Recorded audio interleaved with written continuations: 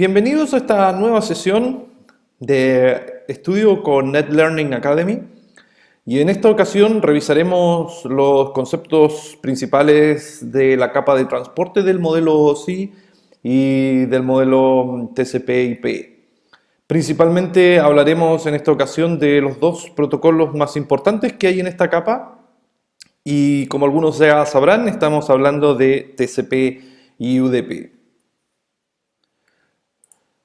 Lo que haremos en este capítulo será explicar de manera general cuáles son las diferencias de estos dos protocolos y en qué consiste principalmente la capa de transporte, cuál es la función que cumple en realidad durante la transmisión de los datos. Vamos a partir con lo siguiente, ya como es habitual en nuestras clases. Les sugiero a todos los estudiantes que revisen y anoten y aprendan cuáles son el significado de las distintas siglas que vamos viendo a lo largo del desarrollo de los contenidos. Y en este caso tenemos estas dos que son muy importantes. Por un lado tenemos TCP, que es el protocolo de control de transmisión, y también tenemos UDP, que es el protocolo de datagrama de usuario. Ambos son protocolos de transporte, son los más utilizados, pero no son los únicos que existen.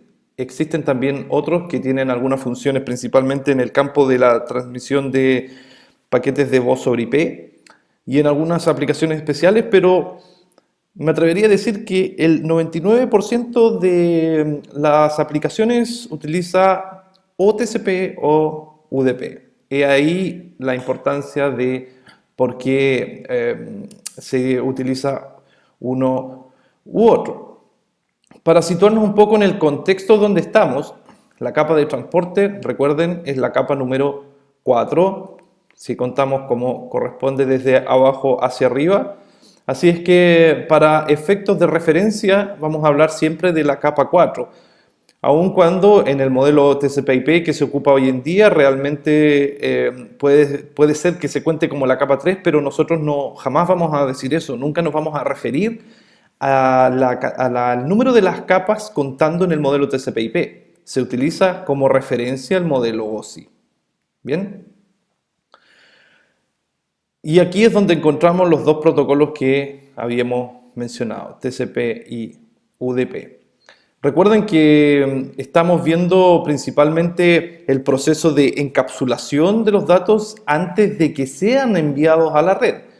Nosotros anteriormente revisamos algunos conceptos bien importantes sobre la capa de aplicación. Vimos algunos protocolos también de esta capa como HTTP, HTTPS, DNS, DHCP, entre tantos que existen. Y ahora lo que vamos a hacer es que, continuando con este proceso de encapsulación, vamos a revisar qué sucede en la capa de transporte. Recuerden que el objetivo de este proceso de encapsulación es finalmente, cuando se llegue aquí abajo, enviar los datos a través del medio físico. ¿Ya? Todavía no llegamos a esa parte, pero vamos camino hacia allá.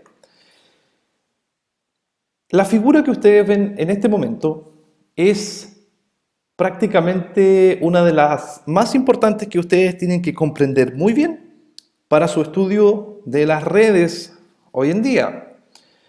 Este es el proceso de encapsulación. El proceso de encapsulación tiene por objeto crear un paquete IP, que es el paquete que estamos viendo aquí, esta figura de acá, este paquete IP, y posteriormente el paquete IP encapsularlo dentro de una trama. Lo que están viendo aquí es una trama. Es una trama estándar de cualquier protocolo de capa 2, puede ser Ethernet, PPP, HDLC o cualquier otro. Entonces, el objetivo de la encapsulación es, en primer lugar, a partir de los datos de aplicación, generar un paquete IP como el que aparece aquí. ¿Bien? Y ese paquete IP encapsularlo en una trama. Recuerden que a los usuarios lo que les interesa es finalmente los datos de aplicación, el payload. Estos son los datos útiles. Todos los demás campos son datos que se van agregando en el proceso de encapsulación como información de control de cada una de las capas. Bien, en la capa de transporte nos encontramos en este paso de aquí, cuando a los datos provenientes de la capa de aplicación se les agrega un encabezado de transporte, y ese encabezado puede ser TCP o UDP, dependiendo del tipo de aplicación que se esté utilizando. Ya sabemos, por ejemplo, que HTTP utiliza principalmente la encapsulación, el encabezado TCP para realizar la encapsulación, mientras que otros protocolos como DNS o DHCP prefieren un encabezado UDP. Cuando a los datos de aplicación se les agrega este encabezado de la capa de transporte, reciben el nombre de segmento. Ya no hablamos solamente de datos, sino que aquí podemos hablar de un segmento. O podemos hablar también de un datagrama. ¿Cuál es la diferencia? Hablamos principalmente de segmento cuando el encabezado que se ha agregado es un encabezado TCP, o hablamos de datagrama cuando el encabezado que se agrega es un encabezado UDP. ¿Bien? Entonces, vamos a ver qué es en realidad lo que se agrega en este punto. Más adelante, cuando veamos la capa de red, vamos a ver cuáles son los datos y la información que se agregan al encabezado IP. Y después en la capa de enlace de datos vamos a ver cómo se construyen estas tramas. Pero por ahora vamos en el segundo paso, que es la creación de nuestro segmento o datagrama.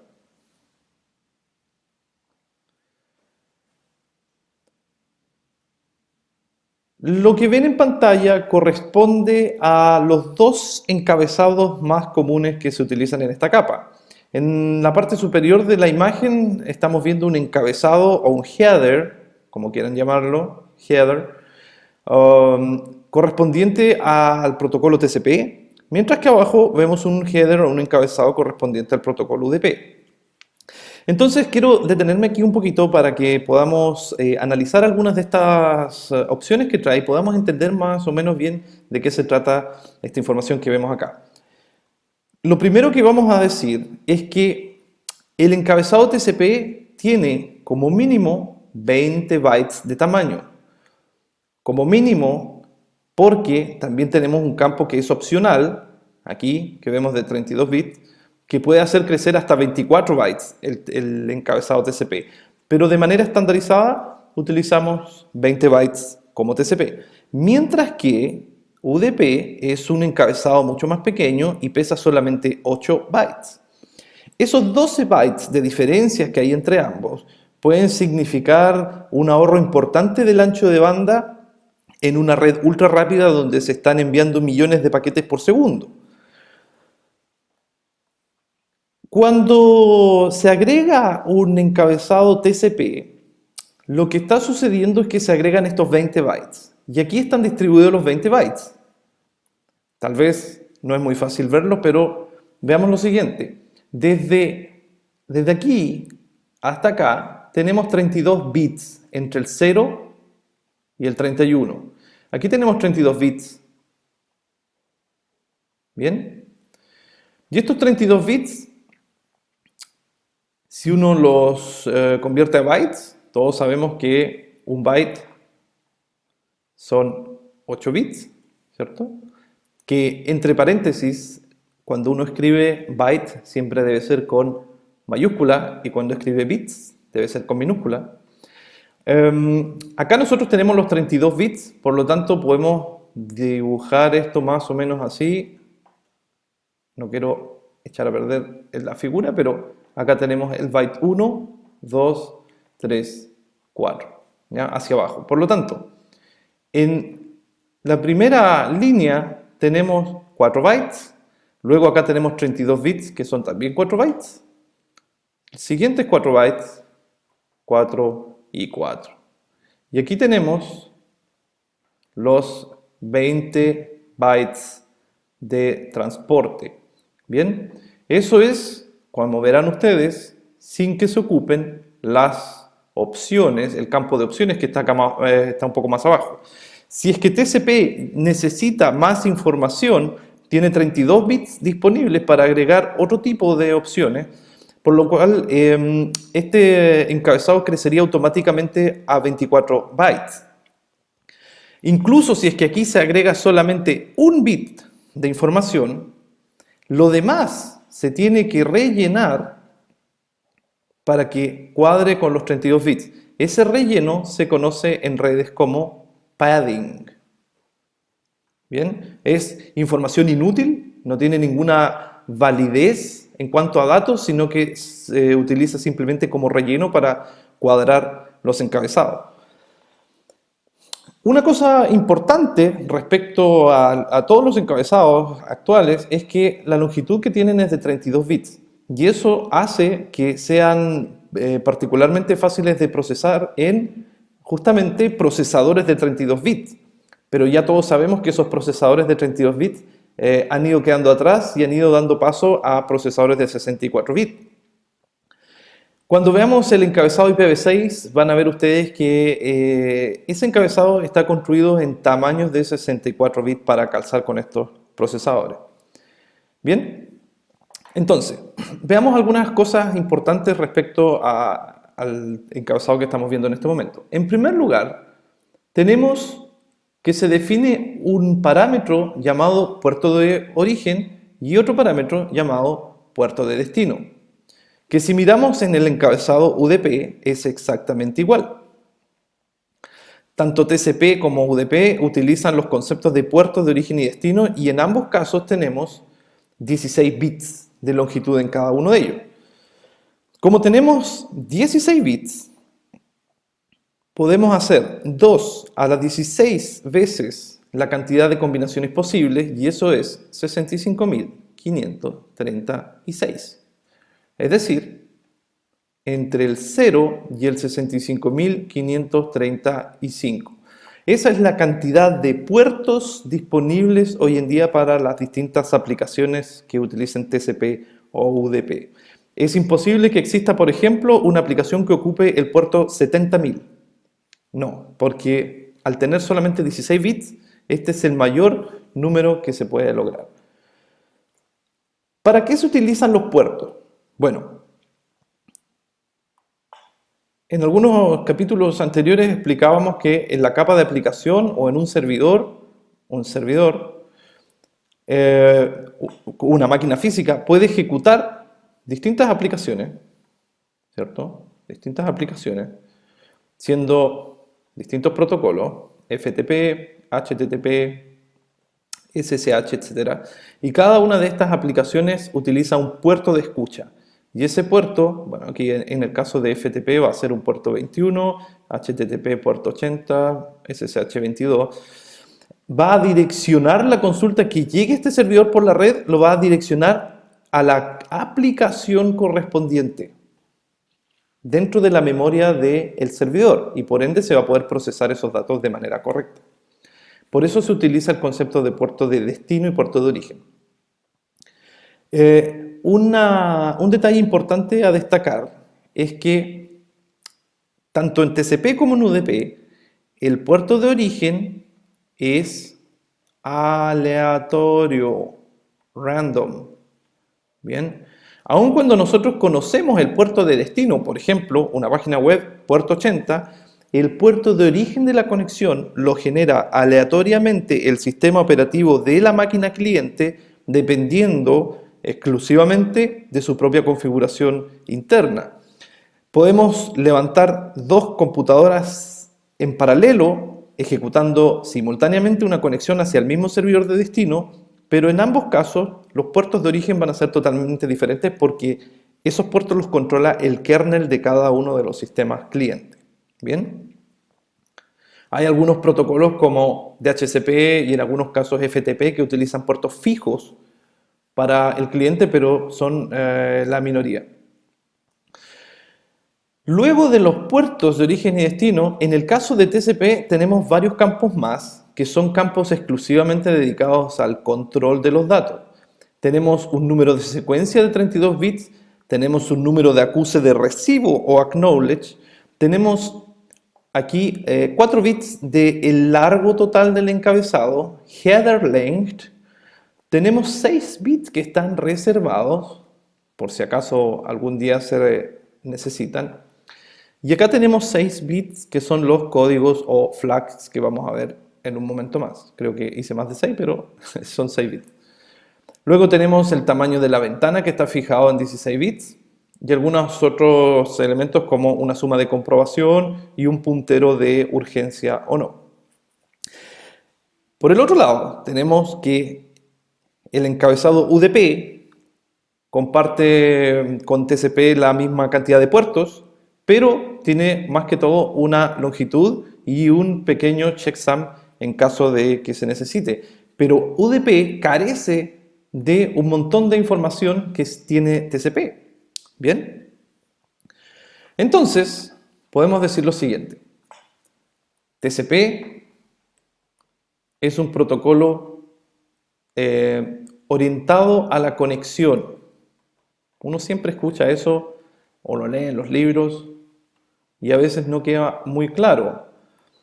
Pero TCP es un protocolo orientado a la conexión, mientras que UDP es no orientado a la conexión o como se escribe en inglés, lo voy a escribir en inglés porque es más corto, connectionless o sin conexión. Bueno, la diferencia principal es que cuando se utiliza TCP, acá tengo un cliente y acá tengo un servidor, y este cliente quiere enviar datos al servidor. Antes de enviar los datos de aplicación, TCP envía una especie de sonda. Ajá. Y él quiere primero asegurarse que es posible establecer una conexión, una sesión entre el cliente y el servidor, y cuando esa sesión está funcionando correctamente, luego se envían los datos de aplicación. ¿Bien? Entonces, TCP primero busca establecer una conexión y cuando la conexión está funcionando, le envía los datos a la capa de aplicación para que pueda seguir funcionando. Bien, por otro lado, UDP no hace eso. Cuando se utiliza UDP, UDP envía simplemente los datos al servidor y no hay ninguna sesión previa. La diferencia principal radica entre que TCP mantiene distintos mecanismos para asegurarse de que los datos sí van a llegar al otro lado. Mecanismos como, por ejemplo, secuenciación, acuses de recibo, conteo de segmentos, retransmisiones, detección de errores, etc. Mientras que UDP carece de todos los elementos que menciono y simplemente se encarga de enviar los datos. Si ustedes recuerdan al principio de esta serie de videos, mencionábamos el caso de la carta para ejemplificar cómo funciona el envío de datos en una red. Bueno, recuerdan que lo que estaba escrito dentro de la carta, lo que va dentro del sobre son los datos útiles, ¿cierto? Los datos de aplicación. En este caso, UDP o TCP puede ser una analogía al servicio postal que escojamos nosotros. Por ejemplo, si nuestra carta es muy importante, lo más probable es que queramos nosotros un servicio de correo certificado, express, el cual nos asegure que esta carta va a llegar a tiempo y no se va a extraviar. Y si llegase a extraviarse, la oficina de correos tendrá que responder y buscar una solución a mi problema, ¿verdad? Bueno, también está la otra alternativa, que es utilizar un correo tradicional, donde probablemente la carta nunca llegue. No sé cómo será en su país, pero en el mío probablemente el caso sea que no, que probablemente no llegue. Entonces, si mi carta es muy importante y tengo información que necesito sí o sí que llegue a destino, voy a utilizar el correo certificado. Pero si mi carta es una tarjeta de Navidad o una tarjeta o una postal cuando me encuentro viajando, probablemente utilice el correo tradicional. ¿Por qué? Porque el correo certificado es más caro que el correo tradicional, ¿sí? Entonces, a lo mejor no me conviene invertir más dinero en enviar una tarjeta de Navidad. Quiere decir que si yo envío esta tarjeta de Navidad a un familiar, espero que llegue. Ojalá llegue, y ojalá llegue antes de Navidad, aun cuando la envíe 2 meses antes. Pero puede ser, y existe la gran probabilidad, de que no llegue. Y si no llega, bueno, me sentiré un poco triste, pero tampoco será muy grave. Mientras que la carta certificada, si no llega a destino, eso sí que es un problema. La carta certificada, como ya habrán adivinado, es más similar a TCP, mientras que el correo tradicional es más tradicional, más similar, quiero decir, a UDP. ¿Bien? Entonces, mucha gente piensa que sencillamente UDP es un protocolo malo, que no funciona bien y que se tiene que evitar. Y la verdad es que esa falta de parámetros de control en UDP lo hacen ideal para algún tipo de aplicación, como por ejemplo la voz sobre IP. ¿Sí? Con la voz sobre IP, cuando utilizamos un programa como Skype o similar, lo que siempre nos va a interesar es que el otro extremo nos escuche con el menor delay y el menor retraso posible, ¿sí? Entonces, si tenemos dos teléfonos y tenemos que establecer la comunicación, a mí me interesa que si digo hola, ese mensaje llegue lo más rápido posible al otro extremo y no tenga que esperar 3 o 4 segundos hasta que el usuario me vuelva a responder. Porque si no, sería algo como, hola, ¿cómo estás? Yo muy bien. Y eso no es una conversación muy fluida. Si usásemos TCP para realizar esa conexión, probablemente ese sería el efecto, porque TCP es más caro en términos de ancho de banda y es más caro porque, como ustedes ven aquí, el encabezado pesa 20 bytes y el encabezado de UDP pesa 8, o sea, tiene una diferencia de 12 bytes. Y para transmitir 12 bytes se requiere ancho de banda. Entonces, como es más caro, lo hace ideal para tipos de conexiones cuando requiero que los datos lleguen a destino, por ejemplo, una transferencia bancaria. Pero la voz sobre IP, si se pierde un paquete en el medio de la transmisión, puede que mi interlocutor simplemente diga, oye, no te escuché, ¿puedes repetir? Sí, claro, lo que te dije fue X. Entonces, tampoco es tan grave. Las personas que juegan en línea, que les gusta matar gente en videojuegos, no podrían jugar si es que usásemos TCP, porque como es un protocolo más pesado de transmitir, no es tan ágil en el momento que uno mueva el mouse para apuntar a un enemigo, en ese momento ya quedamos muertos. ¿Sí? Es por eso que para las aplicaciones que requieren baja latencia se utiliza frecuentemente UDP. Mientras que las aplicaciones donde la latencia no es un problema, pero sí podemos sacrificar un poco de tiempo de espera a cambio de que la conexión sea más estable, preferimos TCP. Por ejemplo, en la página de la transacción de banking, la banca en línea, yo creo que no me incomoda esperar 5 segundos que cargue la página, pero prefiero eso a que los datos se pierdan. ¿Ven? Entonces, finalmente, la elección de TCP o UDP va a depender únicamente del protocolo de aplicación que estemos utilizando. Y esta es la pelea más grande que tenemos la gente del área de redes con los programadores y desarrolladores de software. Porque los desarrolladores de software, cuando crean una aplicación o un protocolo nuevo, que, no sé, sirva para transferir instantáneamente tal vez imágenes o video o algún tipo de datos, también tienen que preocuparse de qué tipo de protocolo van a usar por debajo. ¿Utilizarán TCP? ¿Utilizarán UDP? Eso depende del programador de la aplicación, porque como ustedes ya saben hasta ahora, las aplicaciones van relacionadas con los protocolos de transporte. Así que generalmente cuando uno trabaja con un protocolo de aplicación, viene inmediatamente incorporado al protocolo de transporte.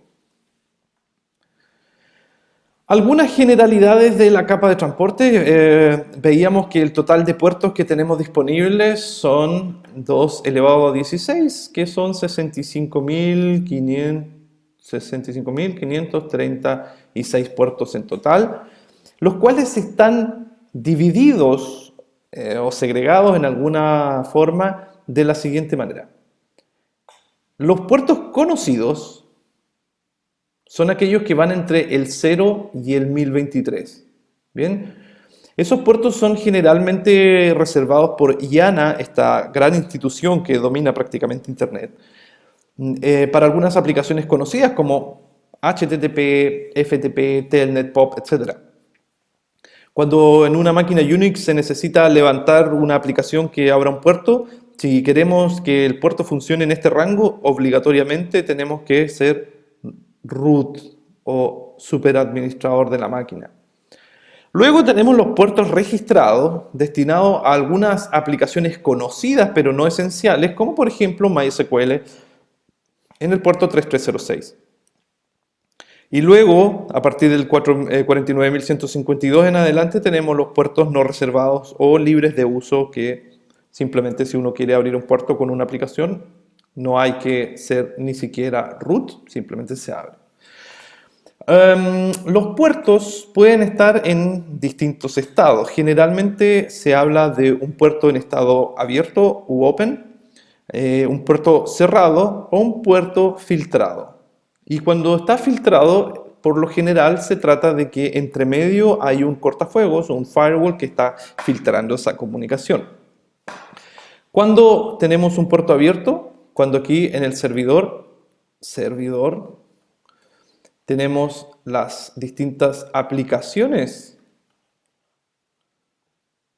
servicios que corren y ofrecen conexión a los usuarios, FTP, DNS, donde aquí tenemos, por ejemplo, el puerto 80 abierto, el puerto 21 abierto, el puerto 53 abierto, y cuando una conexión llegue a este servidor, el protocolo TCP o UDP lo va a redireccionar a la aplicación correspondiente. Bien, en ese caso hablamos de que el puerto está en estado abierto porque la aplicación fue capaz de procesar esa consulta y de responder con algún estado. Hablamos de un puerto cerrado porque cuando, por ejemplo, envío una consulta a esta máquina en el puerto 81 de destino y la consulta va a llegar al servidor, pero como no hay ninguna aplicación escuchando en ese puerto, entonces simplemente se trata de un puerto cerrado. Y el puerto filtrado es cuando, como decía, puede haber un cortafuegos de por medio que selectivamente active o desactive ciertos puertos basándose en alguna política de seguridad. TCP, únicamente TCP, utiliza algunos flags. ¿Cuáles son los flags? Si miramos dentro de todo lo que hay aquí, los flags son los que van aquí en el campo de código. Bien, y tenemos los siguientes códigos. Existen mensajes TCP, esto es únicamente TCP, de tipo SYN para la sincronización, de tipo ACK o Acknowledgement para el acuse de recibo, RESET para reiniciar una conexión, PUSH para forzar el envío de datos cuando se da prioridad en el receptor de los datos. Algunos vienen marcados como urgente cuando se activa el puntero de urgencia y algunos segmentos TCP son enviados con un flag fin para finalizar la conexión. Si nosotros recurrimos nuevamente a nuestro querido amigo Wireshark, voy a bajar esto un poco y simplemente escuchamos tráfico en nuestra red. No basta hacer mucho, pero vamos a tener ya tráfico TCP en nuestra red. Vamos a ver, por ejemplo, si capturo ese mensaje que está aquí, y doble clic, y vamos a minimizar la información que aparece Aquí tenemos, bueno, como ya saben, la información de capa 1 y 2, capa 3 que es el protocolo IP y aquí capa 4 que es TCP. Esto viene invertido. Y tenemos que esta comunicación viene desde el puerto 80, de la dirección IP 173.194.113.162 y que va con destino al puerto 64.764 de esta máquina que está aquí, que es mi computador. Entonces, cuando tenemos que el puerto de origen es 80, es porque es la conexión de vuelta. ¿Bien? Y acá vemos exactamente cuáles son los flags que vienen activados. En este caso, viene solamente un flag, que es el de acknowledgement. Por lo tanto, este es un mensaje de tipo ACK. Y quiero minimizar esto un poco para volver aquí. Ahí. Entonces, si analizamos un poco, tenemos que en el encabezado TCP tenemos los puertos de origen y destino y aquí están origen y destino, ¿cierto? Luego tenemos un número de secuencia de 32 bits, aquí va el número de secuencia. Luego tenemos un acknowledge number, que ese es el que viene aquí. Finalmente tenemos header length, ahí está. Algunos bytes o bits que están reservados entre medio. Tenemos que el código es el ACK. El tamaño de la ventana, que ya vamos a explicar de qué se trata, viene en 148, que es este campo de aquí. El checksum que veíamos está aquí y el puntero de urgente está ahí. Bien, y en el caso de este segmento TCP que capturamos, viene con 12 bytes de opciones. ¿Cuáles son las opciones? Bueno, es información complementaria que TCP utiliza para funcionar en este caso. Así es que el encabezado total de este segmento TCP, del encabezado, es de 32 bytes. No 20 como pesaba originalmente, sino que se agregaron 12 bytes. Aquí están los campos opcionales. Y tenemos que pesa 32 bytes. ¿Bien? Ok. Así que esos son los flags que se utilizan para TCP. Realmente el uso que tienen los flags es para identificar el tipo de conexión que se está utilizando. Ahora, yo debo ser bastante claro en esto. TCP es un protocolo desarrollado hace muchos años atrás y aún no queda obsoleto porque está muy bien pensado, muy bien diseñado y por sobre todo es un protocolo bastante complejo de entender. Probablemente existe muy poca gente que comprende en su totalidad TCP. Yo personalmente no podría decir que comprendo 100% cómo funciona el protocolo TCP porque existen muchísimas variantes y muchísimas alternativas de este protocolo que lo hacen bastante complejo. Pero para suerte de ustedes, este curso no está enfocado en profundizar en TCP, sino simplemente en entender los conceptos fundamentales y los más necesarios para poder enfrentarse al examen de certificación de Cisco. Entonces, bajo ese concepto, uno de los temas más importantes es el denominado saludo de 3 vías de TCP. Esto, por favor, apréndanlo muy bien. Voy a poner un símbolo de interrogación. Apréndanlo muy bien porque es fundamental entender esto para entender cómo funciona TCP en general. ¿Qué es el saludo de 3 vías? El saludo de 3 vías es muy simple. Cuando este usuario quiere enviar datos al servidor, ¿sí? Lo primero que ocurre es que antes de enviar los datos de aplicación, como HTTP utiliza TCP, ya saben, TCP/80, se va primero a formar una sesión contra el servidor. Cuando esa sesión se haya formado y esté funcionando, a partir de ese momento se van a intercambiar datos de aplicación. Pero la primera condición es que la sesión esté funcionando. ¿Cómo se forma una sesión? En primer lugar, la máquina cliente envía un mensaje TCP con el flag de sincronización activado. Y este va con la siguiente información. El puerto de origen puede ser aleatorio, 51.320 por ejemplo, y el puerto de destino corresponde a la aplicación que estamos usando. En este caso, bueno, voy a corregir esto. El puerto de destino es el puerto 80. ¿Bien? Entonces se envía un flag de sincronización aquí. Cuando la máquina tiene en el puerto 80 alguna aplicación, como ya lo hemos visto varias veces, entonces va a responder en segunda instancia con un mensaje con dos flags simultáneos, que es el SYN y el ACK. Y esta es una de las características de TCP.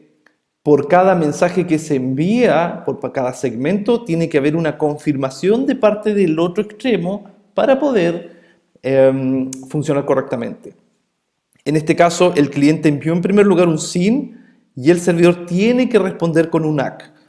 Porque si es que no recibe el ACK de vuelta, este computador va a estar un poco preocupado y va a preguntarse qué es lo que sucedió con mi mensaje SYN y probablemente intente enviar otro nuevamente. Va a generar una retransmisión. ¿Bien? Entonces, TCP es un protocolo que es muy preocupado de sus mensajes, de sus segmentos. Cuando envía uno, no va a estar tranquilo hasta que el otro extremo le avise que ese segmento llegó a destino. Es como la mamá, ¿cierto? La mamá y el hijo. Cuando el hijo sale, la mamá siempre dice, por favor, llámame cuando llegues. TCP es muy similar. De hecho, hasta podría decir que se inspiraron en eso para crearlo. Pero aprovechando el mensaje de vuelta, el servidor también le dice al cliente, oye, yo también quiero formar una conexión contigo, y envía un SYN. Y como el cliente recibe un SYN, está obligado a decirle ACK al servidor. ¿Bien? Entonces, de esa manera, los dos usuarios dicen, ok, yo envié un SYN y este funcionó, también envié un SYN y este funcionó. Así que la sesión se establece y ahora podemos enviar datos de aplicación. Ese es el saludo de 3 vías. Entonces, por favor no olviden SYN, SYNACK, ACK.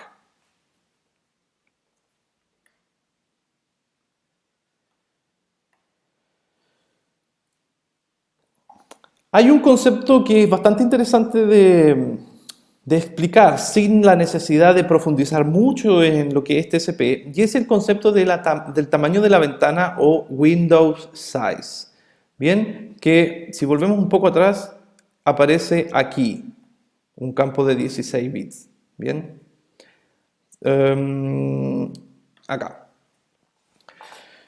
¿De qué se trata el tamaño de la ventana? Esto es muy importante, porque si no existiese el concepto del tamaño de la ventana en TCP, las comunicaciones hoy en día serían desastrosamente lentas y la verdad es que ninguna aplicación prácticamente podría funcionar correctamente.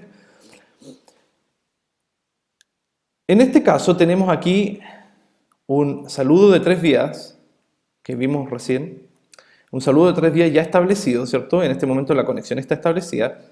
Y fíjense en algo, cuando la máquina cliente envía este mensaje de sincronización, también envía dentro de ese segmento TCP que va con un flag de sincronización, envía un window size de 16 kilobytes, por ejemplo.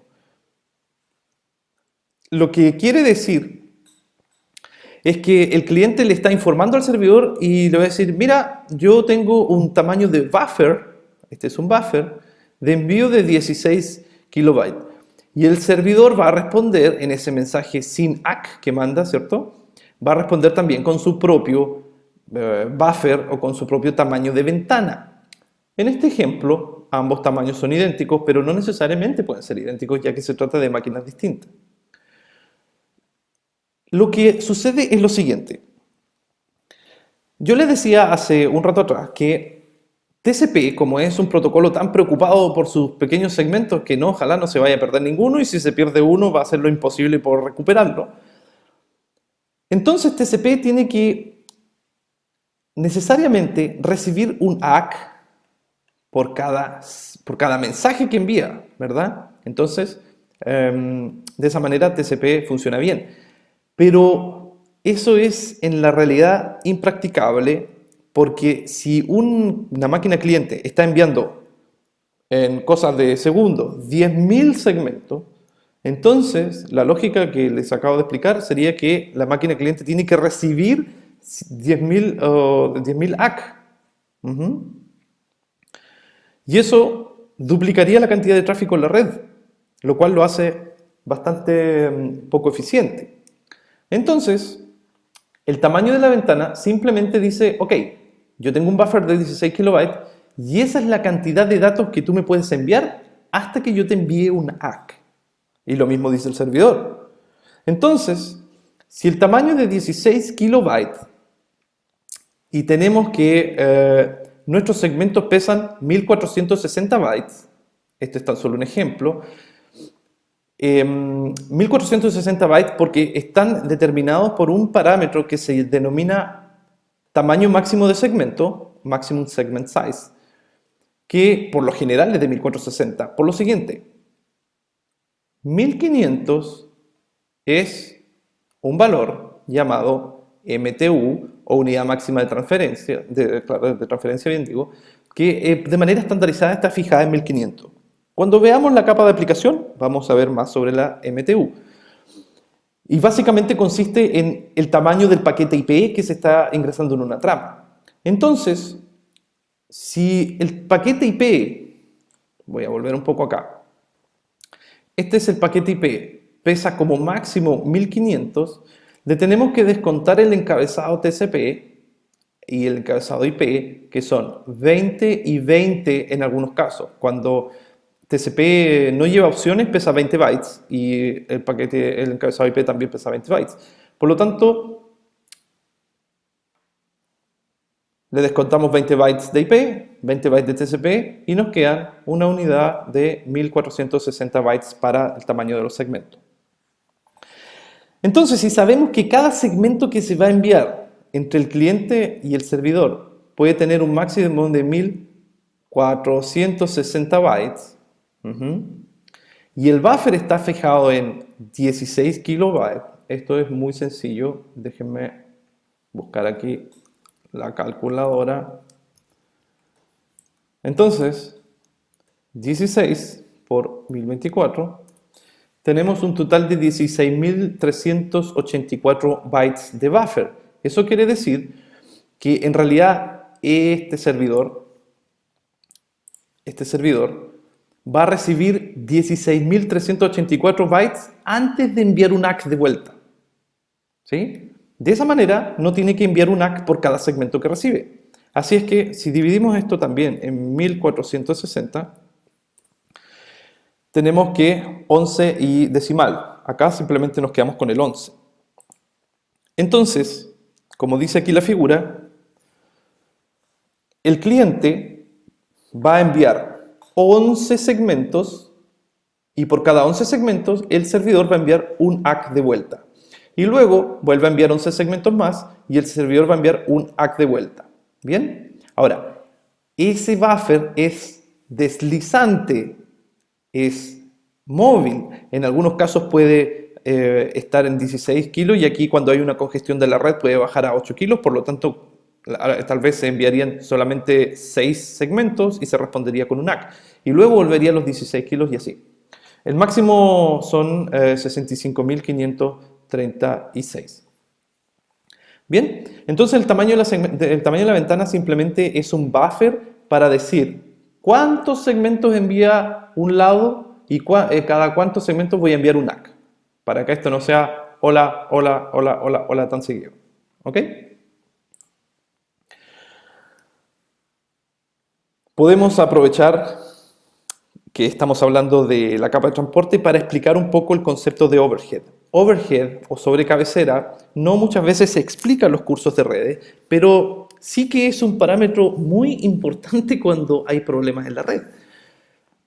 Y sobre todo si se ocupan túneles como por ejemplo algunos tipos de VPN, ¿ya? Algunos tipos de transiciones de IPv4, IPv6, etc. Es necesario tener claro cómo funciona el concepto de overhead. Y esto también es súper sencillo. Vamos a hacer una pequeña comparación aquí. Supongamos que la data de aplicación pesa 100 bytes. Y aquí tenemos la misma data de aplicación que pesa 100 bytes. ¿Sí?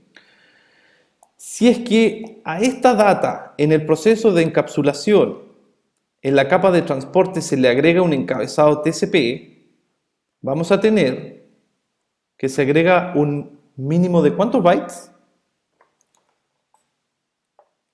20 bytes. ¿Sí? Por lo tanto, el largo total de este segmento van a ser 120 bytes. Mientras que si en la capa de transporte nosotros utilizamos un encabezado UDP, este encabezado solamente pesa 8 bytes. Por lo tanto, la longitud total va a ser 108. ¿Bien? Aquí tenemos claramente el concepto de overhead. Podemos decir que TCP genera 12 bytes de sobrecabecera, 12 bytes extra respecto a UDP. Por lo tanto, es más caro en términos de redes poder transmitir un mensaje en TCP que en UDP. Y si seguimos en el proceso de encapsulación, podemos ver que luego a este mismo paquete de 120, segmento de 120 bytes se le agrega un encabezado IP que pesa 20 bytes en algunos casos. Y acá al mismo UDP también se le agrega un encabezado de 20 bytes. Y podemos decir que esto luego se encapsula en una trama X, porque pueden haber distintos tipos de trama, donde 120 bytes y la trama puede agregar incluso 10 bytes extra, 20 bytes extra, etc. Entonces, tenemos que al final 150 bytes pesa el total de esta trama, mientras que acá, si ese mismo paquete que lleva un encabezado de transporte de tipo UDP se envía en una trama distinta, por ejemplo, que solamente, supongamos que el paquete va aquí, solamente se agregan 4 bytes y 2 al final, entonces vamos a tener que si el paquete mide 128, aquí calculé algo mal, porque no sumé los 20 bytes de IP. Tienen razón, si alguien lo notó, es porque estaba muy atento. Acá tendríamos, con TCP, tendríamos 120 más 20 bytes de IP, por lo tanto este paquete pesaría 140 bytes, y a estos 140 se le sumarían 30 más, por lo tanto quedaría en 170 bytes. Eso sí, 170. Y en este caso, a los 108 se le agregan los 20 bytes de IP y quedaría en 128. Y en un caso hipotético, podemos agregar 6 bytes extras de alguna trama de enlace de datos. Por lo tanto, esto quedaría en 134 bytes. ¿Sí? Y la diferencia entre ambos son 36 bytes. 36 bytes entre este mensaje y este mensaje, siendo que los datos que nos interesan como usuario pesan exactamente lo mismo. Entonces, el concepto de cabecera quiere decir que dependiendo del tipo de protocolo y el tipo de trama que se utilice para transmitir los datos, a veces se requiere más ancho de banda, como en este caso, para procesarlos que cuando se utilizan protocolos más ligeros. Bien, eso es algo que hay que tener súper claro cuando uno realiza, como decía al principio, algunos tipos de túneles o algún tipo de cálculo de la red que necesariamente tenga que involucrar el concepto de overhead. En resumen, podemos decir que los dos grandes protocolos de transporte, TCP y UDP, son bastante diferentes, ¿sí? TCP es orientado a la conexión, UDP es no orientado a la conexión, ¿sí? TCP tiene control de errores, UDP no tiene control de errores. TCP realiza retransmisiones, UDP no realiza retransmisiones. Y finalmente, las aplicaciones son las que deciden qué tipo de protocolo de transporte se va a utilizar, tal como explicábamos con el concepto de la carta certificada o no certificada en el servicio de correos. ¿Bien? Esto no lo pueden olvidar, se trata del proceso de encapsulación y en este momento, ya que los datos de aplicación fueron generados, hemos nosotros generado también nuestro primer segmento o datagrama si es que se utiliza el encabezado UDP. En la próxima sesión veremos cómo funciona el agregado de la capa de red, donde el encabezado IP viene a formar justamente el famoso paquete IP. Espero que la información presentada aquí les haya sido útil.